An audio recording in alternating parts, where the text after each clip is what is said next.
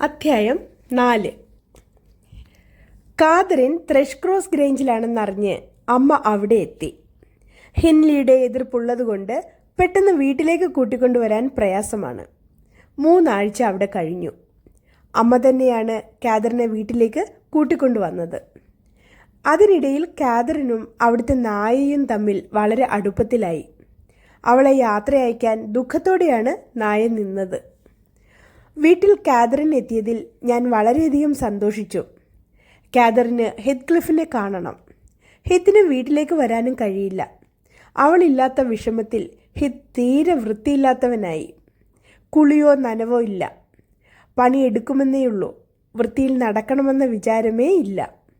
വൃത്തിയില്ലാത്ത തൻ്റെ രൂപം കാതറിൻ കാണേണ്ട എന്നും അവൻ വിചാരിച്ചു. കാതറിൻ അപ്പോൾ ഒരു സുന്ദരിയായി കഴിഞ്ഞിരുന്നു. കാതറിനെ കാണാൻ ഹിത്ക്ലിഫ് മടിച്ചു. ഇനിയൊരു കുഴപ്പം ഉണ്ടാവരുതെന്നേ ക്ലിഫ് വിചാരിച്ചുള്ളൂ. എന്നാൽ കാതറിൻ അവനെ തേടിക്കൊണ്ടേയിരിക്കുകയായിരുന്നു. ദൂരെ നിന്നും ക്ലിഫിനെ കണ്ട കാതറിൻ കൈകൾ നീട്ടിക്കൊണ്ട് ഓടിച്ചെന്നു. അടുത്തെത്തിയതും അവൾ ഹിത്ക്ലിഫിനെ ചുറ്റിപ്പിടിച്ചു. ശരീരത്തിൽ മുഖം ഉരുമ്മിക്കൊണ്ട് നിന്നു. പിന്നെ പിടിവിട്ട് അല്പം ദൂരെ നിന്ന് അവൾ പൊട്ടിച്ചിരിക്കാൻ തുടങ്ങി. നല്ല തമാശയുണ്ട് കാണാൻ. ഇങ്ങനെയാണെങ്കിൽ എഡ്ഗാറിനെയും ഇസബെല്ലയെയും കാണാൻ പോകുന്നതാണ് നല്ലത്. ഹിത്ത് എന്നെ മറന്നു അല്ലേ? ഹിത്തിനെ കാണാൻ ഞാനിവിടെ വരേണ്ടായിരുന്നു അല്ലേ? കാതറിൻ ചോദിക്കുന്നതിന് മറുപടി പറയുവാൻ ക്ലിഫിന് കഴിഞ്ഞില്ല. അവന് അപ്പോൾ നാണം തോന്നുകയായിരുന്നു.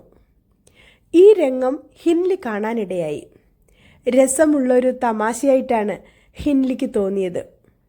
ആ രസത്തിൽ തന്നെ ഹിൻലി ക്ലിഫിനോട് പറഞ്ഞു, വളരെ നന്നായിട്ടുണ്ട്, കൈകൊട്. വർത്തമാനത്തിൻ്റെ ശൈലി ഹിത്ത് ക്ലിഫിനും മനസ്സിലായി. അതുകൊണ്ട് അതേ രീതിയിൽ തന്നെ മറുപടിയും കൊടുത്തു. ഇങ്ങനെ തമാശയാക്കുവാൻ ഞാനിവിടെ നിൽക്കുന്നേയില്ല. പോകുന്നതിനായി ഹിത്ത് തിരിഞ്ഞു നിന്നു. നടക്കാൻ ഓങ്ങിയപ്പോൾ കാതറിൻ അവനെ പിടിച്ചു നിർത്തിയിട്ട് പറഞ്ഞു, ഇങ്ങനെ മുഷിഞ്ഞ നിലയിൽ ഒരാളെ കണ്ടാൽ ആരെ ചിരിച്ചു പോകാതിരിക്കുക? എത്ര ദിവസമായിട്ടുണ്ടാവും കുളിച്ചിട്ട്? എത്ര കാലമായി മുടി ചീകിയിട്ട്? മനുഷ്യൻ തന്നെ അല്ലേ? ഇങ്ങനെയാകാമോ? ഹിൻലി അസ്വസ്ഥനായിരുന്നു.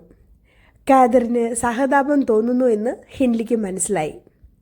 അങ്ങനെ തോന്നരുതെന്ന് നിർദ്ദേശിക്കുന്ന രീതിയിൽ താക്കീത് പോലെയാണ് ഹിൻലി പറഞ്ഞത്. അത്ര സഹതാപമൊന്നും തോന്നേണ്ട. അവൻ എന്നും വൃത്തിയില്ലാത്തവനായി തന്നെയാണ് ഉണ്ടാവുക. അവിടെ നിൽക്കാൻ കഴിയാതെ ഹിൻലി സ്ഥലം വിട്ടു. കാതറിന് തീരെ സന്തോഷം തോന്നിയില്ല. അവളുടെ സാധനങ്ങളൊക്കെ കെട്ടഴിച്ച് വെക്കുന്നതിൽ ഞാൻ സഹായിച്ചുകൊണ്ടിരുന്നു. എഡ്ഗാറിനും ഇസബെല്ലയ്ക്കും കൊടുക്കുവാൻ വേണ്ടി വാങ്ങിച്ച സമ്മാനം ഹിൻലിയുടെ ഭാര്യ എടുത്തുകൊണ്ടുവന്നു. എഡ്ഗാറിനെയും ഇസബെല്ലയെയും ക്രിസ്മസിന് കാതറിൻ ക്ഷണിച്ചിട്ടുണ്ട്. ഞാൻ ഒറ്റയ്ക്കാണ് ക്രിസ്മസ് കേക്കുകൾ ഉണ്ടാക്കിക്കൊണ്ടിരിക്കുന്നത്. വൃത്തിയുള്ള മുറിയും അതിൽ വൃത്തിയായി സൂക്ഷിച്ച വസ്തുക്കളിലും കണ്ണ് തങ്ങി നിന്നപ്പോൾ ഞാൻ ഏൻഷായെ ഓർത്തുപോയി. എന്ത് കാര്യവും എപ്പോഴും വൃത്തിയിൽ സൂക്ഷിക്കണമെന്ന കാര്യത്തിൽ ഏൻഷായ്ക്ക് വലിയ നിർബന്ധമായിരുന്നു. ആ യജമാനെക്കുറിച്ചുള്ള ഓർമ്മ എൻ്റെ കണ്ണുകളിൽ നനവ് പടർത്തി. ഹിത്ത് ക്ലിഫിൻ്റെ സ്ഥിതി എനിക്ക് അസഹ്യമായി തോന്നി. ഞാൻ ക്ലിഫിനെ വിളിച്ചു പറഞ്ഞു, ഹിത്ത്, നീ വൃത്തിയായിരിക്കാൻ ഏൻഷാ എപ്പോഴും പറയാറുള്ളത് മറന്നോ? കാതറിൻ്റെ കുതിരയെ നീ തീറ്റുന്നുണ്ട്. അവൾക്ക് നിന്റെ അടുത്ത് വരികയും വേണം. വൃത്തിയില്ലാത്തത് കൊണ്ടല്ലേ നീ മാറി നിൽക്കുന്നത്? പോയി കുളിക്ക്. വസ്ത്രങ്ങളൊക്കെ മാറ്റിയിട്ടിട്ട് വരൂ. ഹിത്തിന് എവിടെയാണ് വസ്ത്രം എടുത്തു വെച്ചിട്ടുള്ളതെന്ന് പറഞ്ഞു കൊടുത്തു. എൻ്റെ വാക്കുകൾക്ക് അവൻ മറുപടിയൊന്നും പറഞ്ഞില്ല. അവൻ ഒന്നും പറയാതെ കിടക്കുന്ന സ്ഥലത്തേക്ക് പോവുകയാണ് ചെയ്തത്. പിറ്റേന്ന് പുലർച്ചെ തന്നെ ഹിത്ക്ലിഫ് എഴുന്നേറ്റു.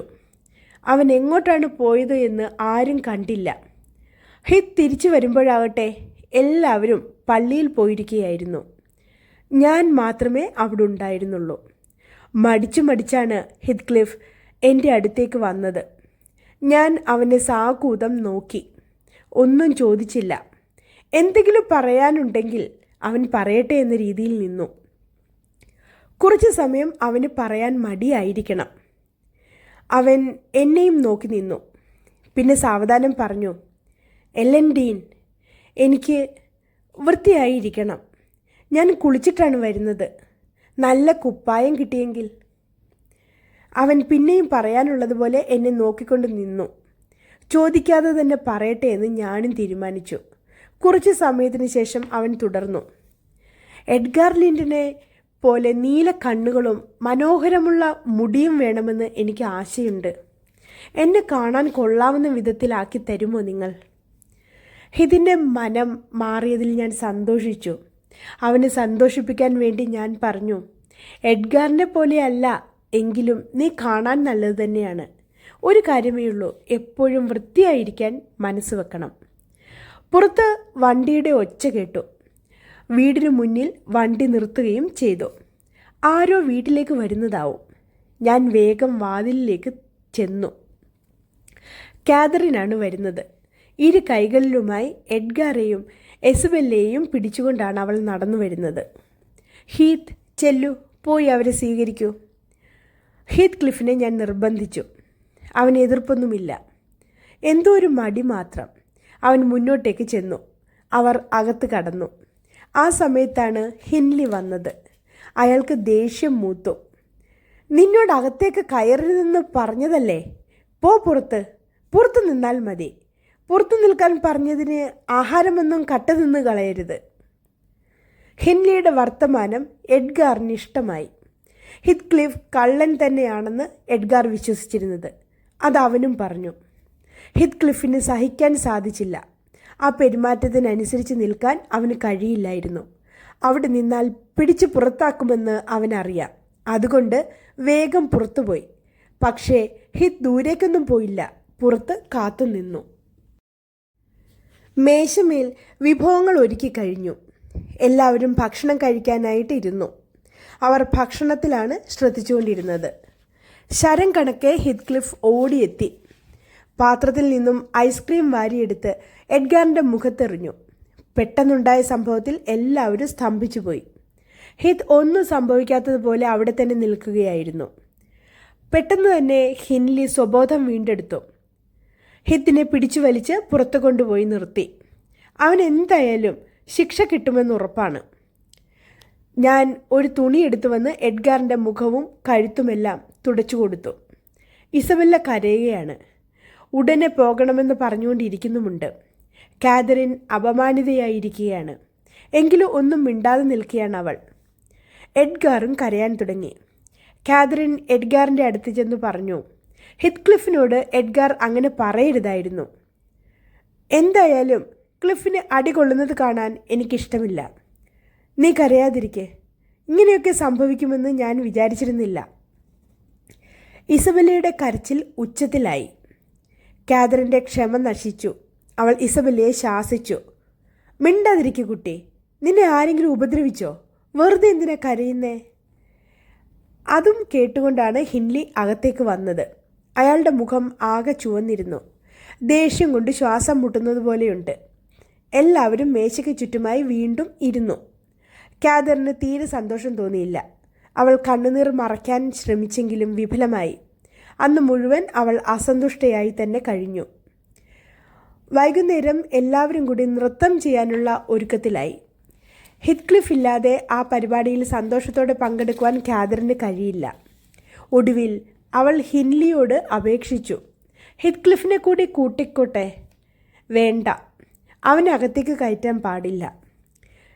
ഇതിനും മാത്രം വേണ്ടെന്നല്ലേ പറഞ്ഞത്? ഇതിനെന്നല്ല, ഒന്നിനും അവന് വേണ്ട. ഹിൻലി അർത്ഥമുറിച്ചു പറഞ്ഞു. പിന്നെ കാതറിന് ഒന്നും പറയാൻ ഉണ്ടായിരുന്നില്ല. നൃത്തം തുടങ്ങി. എല്ലാവരും നൃത്തത്തിൽ മുഴുകിയിരിക്കുകയാണ്. കാതറിൻ കൂട്ടത്തിൽ നിന്നും മാറുന്നത് ഞാൻ കണ്ടു. അവളുടെ പോക്ക് ഞാൻ ശ്രദ്ധിച്ചു. ഹിത്ക്ലിഫിനെയും തിരക്കിയാണ് അവൾ പോകുന്നത്. ഞാനും അവളെ പിന്തുടർന്നു. ചെറിയൊരു മുറി പൂട്ടിയത് കണ്ടു. അവൾ അങ്ങോട്ട് ചെന്നു. വാതിൽ പഴുതിലൂടെ അവൾ അകത്തേക്ക് നോക്കി. ഹിത്ക്ലിഫ് അതിനകത്തുണ്ടായിരുന്നു. വാതിൽ തുറക്കൂ. അനക്കമില്ല. അവൾ വീണ്ടും വിളിച്ചു, ഹിത്, വാതിൽ തുറക്കൂ. അനങ്ങാതെ ഒരിടത്തിരിക്കുകയാണ് ഹിത്ക്ലിഫ്. പാട്ട് നൃത്തവും അവസാനിക്കാറായെന്ന് തോന്നി. ഞാൻ കാതറിനെ വിളിച്ച് മുന്നറിയിപ്പ് കൊടുത്തു. ഒരു ജനൽ അടച്ചിട്ടില്ലായിരുന്നു. അതിലൂടെ അവൾ അകത്ത് കയറി വാതിൽ തുറന്നു. ഹെത്ക്ലിഫിനെ താങ്ങി പിടിച്ചു. ഞാനും അവളെ സഹായിച്ചു. രണ്ടുപേരും കൂടി ഹെത്ക്ലിഫിനെ പുറത്തെത്തിച്ചു. പിന്നെ അടുക്കളയുടെ ഭാഗത്തേക്ക് കൊണ്ടുപോയി ഭക്ഷണം കൊടുത്തപ്പോൾ അവൻ കഴിക്കാൻ തയ്യാറായില്ല. വളരെ പണിപ്പെട്ടാണ് അല്പം ആഹാരം കഴിപ്പിച്ചത്. അവൻ കയ്യിൽ തലയും വെച്ച് ഒറ്റ ഇരിപ്പാണ്. നീ എന്താണ് ക്ലിഫ് ചിന്തിക്കുന്നത്? മറുപടിയില്ല. വീണ്ടും നിർബന്ധിച്ചു. അപ്പോൾ അവൻ്റെ വായിൽ നിന്നും ആ വാക്ക് ഉതിർന്നു വീണു. പ്രതികാരം. ഞാൻ ഞെട്ടിപ്പോയി. ഹെത്ക്ലിഫിനുണ്ടായ മാറ്റത്തിൽ ഞാൻ അത്ഭുതപ്പെട്ടു. വളരെ സൗമ്യമായി ഞാൻ അവനോട് ചോദിച്ചു, അത് ദൈവത്തിന് വിട്ടുകൊടുത്തുകൂടെ ഹെത്ക്ലിഫ്? അവൻ്റെ മറുപടിയും ഞെട്ടിക്കുന്നതായിരുന്നു. ഇതൊരു ചെറിയ കാര്യം. ഇത്ര ചെറിയ കാര്യം എന്തിനാണ് ദൈവത്തിനെ ഏൽപ്പിക്കുന്നത്? അവൻ്റെ വാക്കുകൾക്ക് അപ്പോൾ വല്ലാത്ത ദാർഢ്യമുണ്ടായിരുന്നു. അധ്യായം 4 ഇവിടെ അവസാനിക്കുകയാണ്. കഥ ഏവർക്കും ഇഷ്ടപ്പെട്ടുവെങ്കിൽ ലൈക്ക് ചെയ്യുവാനും ഷെയർ ചെയ്യുവാനും സബ്സ്ക്രൈബ് ചെയ്യുവാനും മറക്കില്ലല്ലോ. നന്ദി, നമസ്കാരം.